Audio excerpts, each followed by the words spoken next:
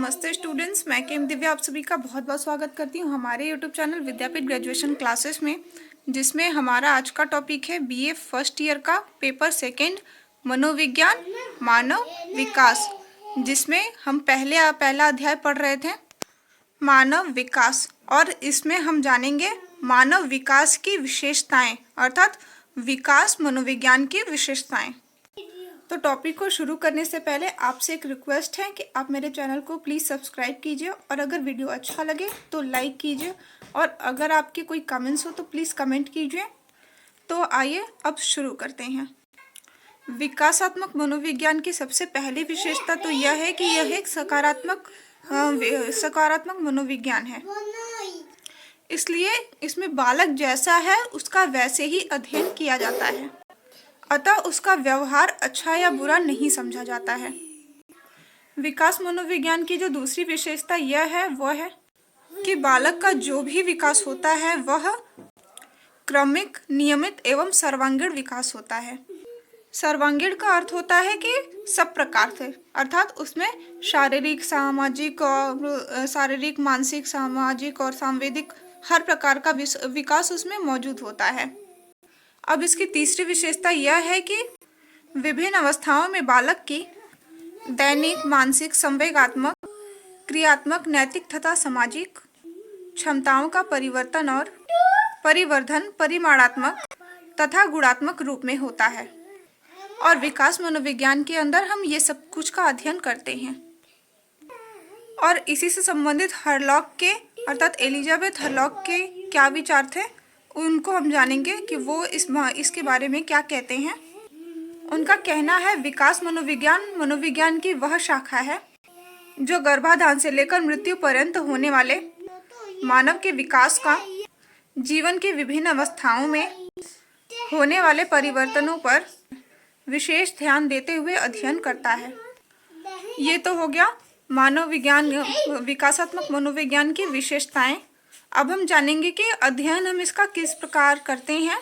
तो अध्ययन के लिए इसको दो रूप में, अर्थात दो भागों में विभाजित किया गया है, जिसमें पहला भाग है समग्र रूप से व्यक्ति का अध्ययन, अर्थात हम सारी चीज़ें, अर्थात चारों अवस्थाओं को ध्यान में रखते हुए इसमें एक व्यक्ति की चारों अवस्थाओं, अर्थात शारीरिक, मानसिक, सामाजिक और सांवेदिक, ये सारे तरीके के विकास की जो अवस्थाएं होती हैं,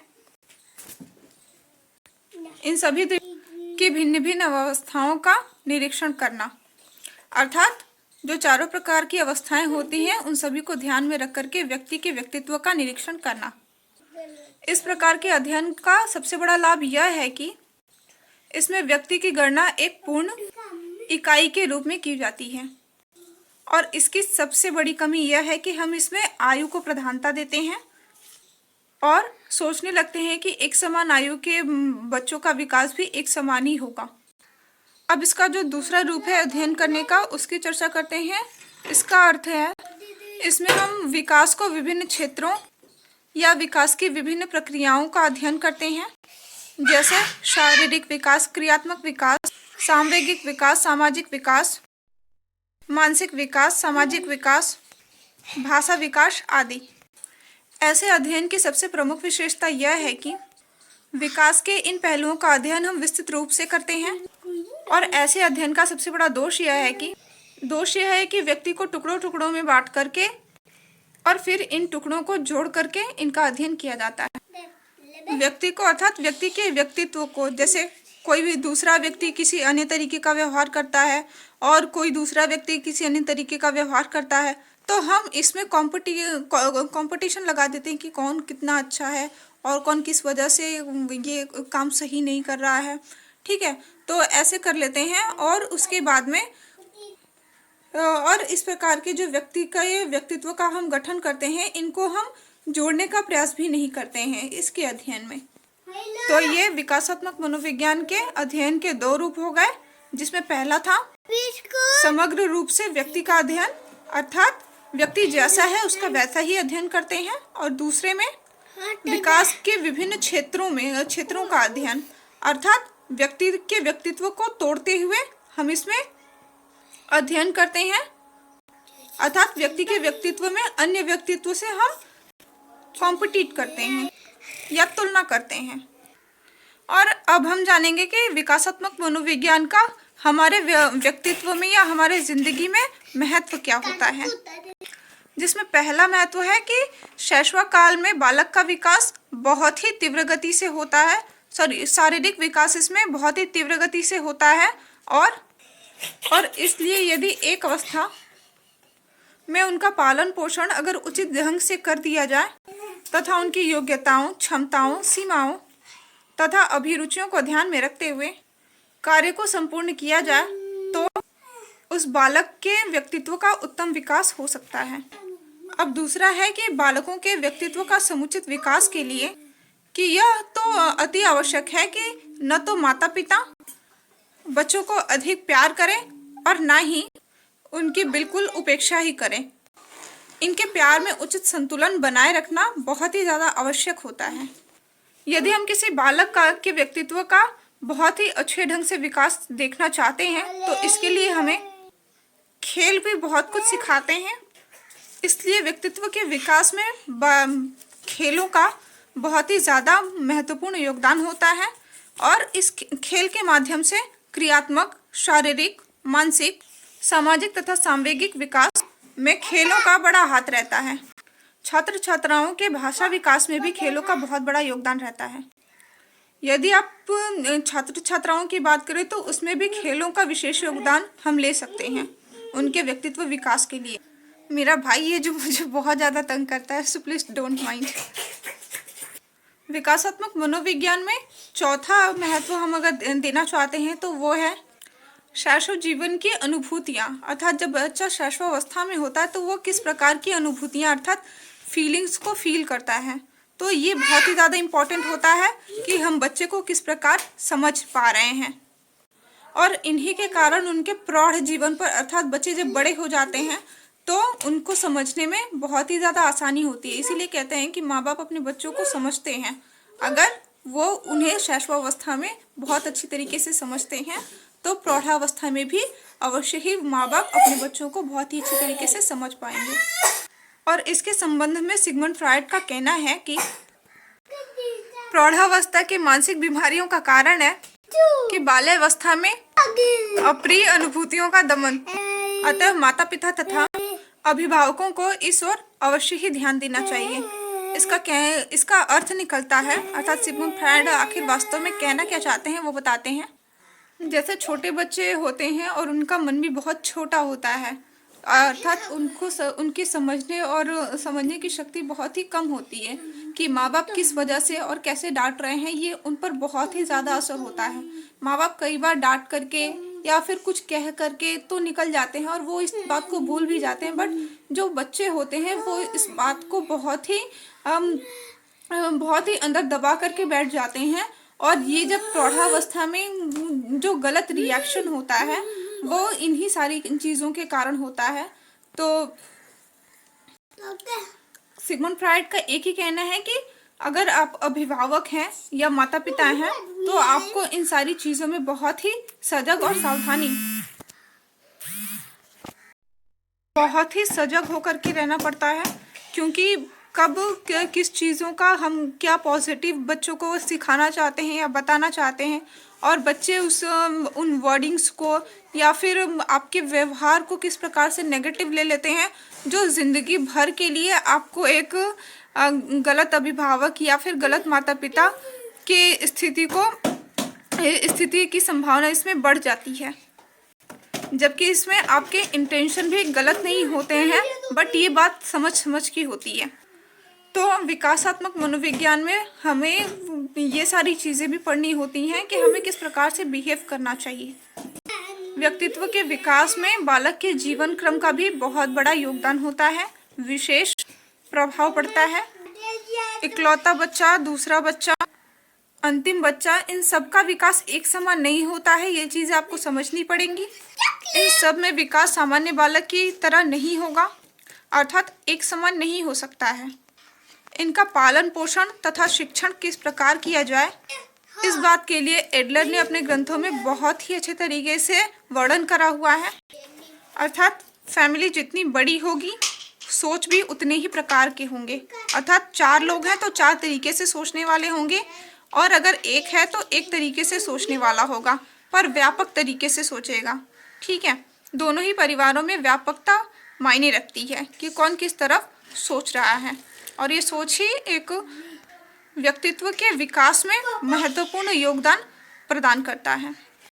अब जो नेक्स्ट महत्व है विकासात्मक मनोविज्ञान का, वह यह है कि बालकों का शिक्षा जो होता है वो तब तक प्रारंभ नहीं करनी चाहिए जब तक कि वो शैक्षिक तत्परता के लिए, अर्थात वो शिक्षा प्राप्त करने के लिए तत्पर ना हो जाए। और शैक्षिक तत्परता परिपक्वन पर निर्भर करती है। अर्थात आजकल के बहुत सारे अभिभावकों या माता पिता में देखने को मिलता है कि बहुत ही छोटे से उम्र में ही बच्चों को हम स्कूल भेज देते हैं। जैसे आजकल के पीजी ग्रुप्स हो गए हैं, जैसे 3 साल 4 साल के बच्चे होते हैं या फिर 2.5 साल के भी बच्चे होते हैं, आप उन्हें घर से दूर कर देते हैं। तो बहुत सारे बच्चों में तो ऐसे इफ़ेक्ट्स नहीं देखने को मिलते हैं, बट बहुत सारे बच्चों में ये इफ़ेक्ट्स देखने को मिलते हैं कि वो अपने पेरेंट्स को गलत समझ बैठते हैं और उन पे ऐसा लगता है कि अत्याचार किया जा रहा है।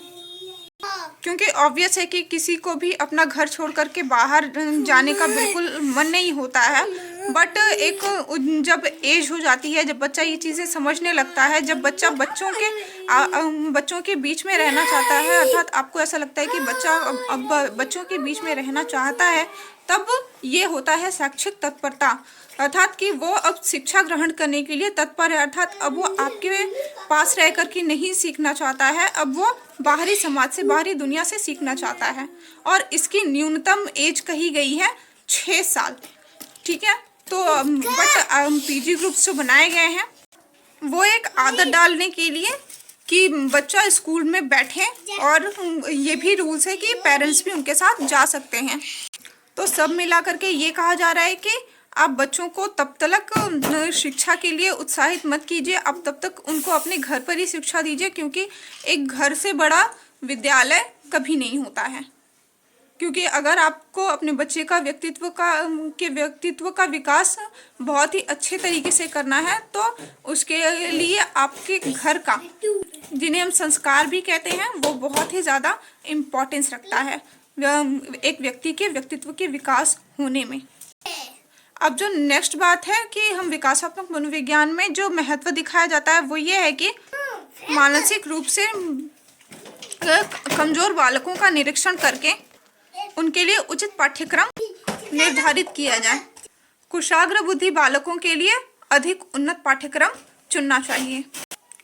जैसे स्कूल में होता है कि एक ही सिलेबस है और उसमें सारे बच्चों को, फिर वो चाहे तेज गति के बालक हों या फिर निर्बल बालक हों, इन सभी को एक ही कैटेगरी में रख करके अध्ययन करवाया जाता है, जिससे बच्चों के दिमाग पर भी बहुत ज़्यादा प्रभाव पड़ता है।